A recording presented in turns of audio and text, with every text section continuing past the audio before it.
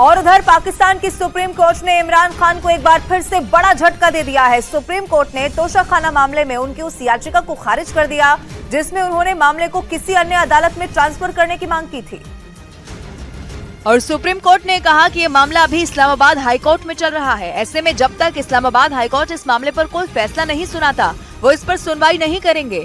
Supreme court के फैसले के बाद पाकिस्तान के पूर्व प्रधानमंत्री इमरान खान ने लोगों को संबोधित किया और पाकिस्तान की शहबाज सरकार पर कई बड़े आरोप लगाए। उन्होंने पाकिस्तान सरकार पर उनकी पार्टी पीटीआई को खत्म करने की कोशिश का भी आरोप लगाया। मकसद सिर्फ एक है, किसी तरह इमरान खान को रास्ते से हटाया जाए, किसी तरह तहरीक इंसाफ को खत्म किया जाए। उन्होंने कहा कि शहबाज सरकार कभी उनकी पार्टी को खत्म नहीं कर सकती क्योंकि पाकिस्तान की 80% से ज्यादा आवाम उनके और उनकी पार्टी के साथ खड़ी है।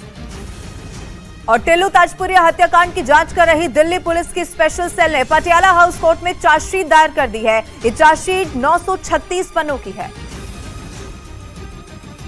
जिसमें स्पेशल सेल ने 113 गवाहों का जिक्र किया है और 6 लोगों को टिल्लू ताजपुरिया की हत्या का आरोपी बनाया गया। चार्जशीट में स्पेशल सेल ने आरोपियों के पास से खून से सने हुए कपड़े और जूते बरामद करने का भी दावा किया। टिल्लू की हत्या के सीसीटीवी वीडियो में 4 कैदी उस पर नुकीले औजारों से ताबड़तोड़ हमले करते हुए नजर आए। इनके नाम दीपक, योगेश, रियाज और राजेश बताए गए हैं। स्पेशल ने जांच के दौरान 2 और लोगों को इस केस में आरोपी बनाया था, जिनके नाम विनोद और अताउर रहमान है।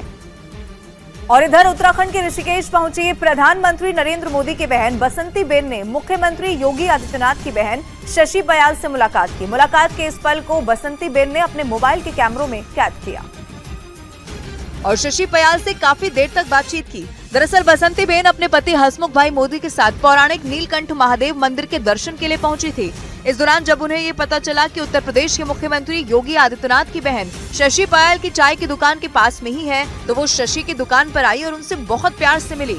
शशि ने भी उनसे खुलकर बात की। इस दौरान दोनों बेहद खुश नजर आई। शशि अक्सर लोगों को अपने साथ सेल्फी या फोटो लेने से मना करती है, लेकिन बसंती बेन के साथ वो खुशी खुशी फोटो खिंचवाती रही।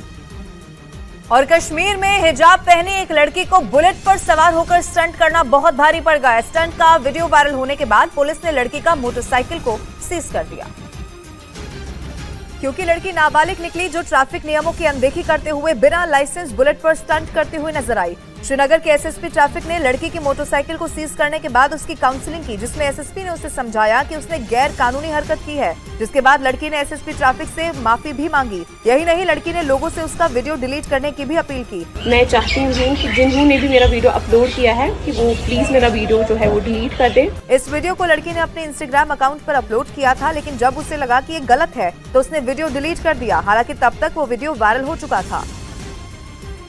और इधर गुजरात के बनासकांठा में एक हैरान कर देने वाला वाकया सामने आया। एक तेज रफ्तार कार बेकाबू होकर